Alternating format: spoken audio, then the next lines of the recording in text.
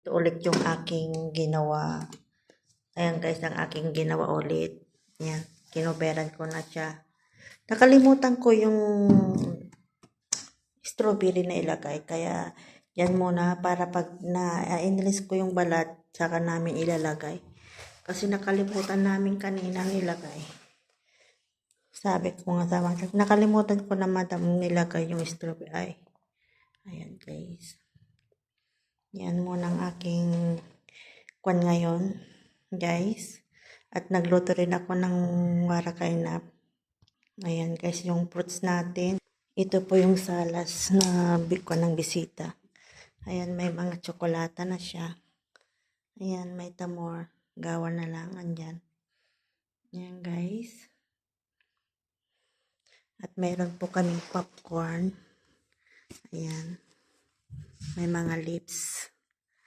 Ayan na siya guys. Na yan na. Ready na waiting lang mga bisita. Ito, nakagawa na rin ako ng gawa guys.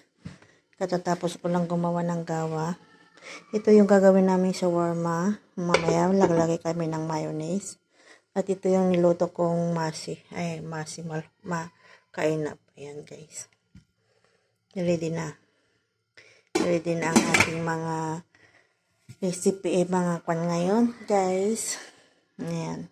Thank you for watching. Ito muna ang aking ilalay for today. Thank you for watching guys. Ito yung lalagay natin sa shawarma mamaya. Ayan. Thank you for watching. Marlene Lozano. See you next vlog guys. Bye bye.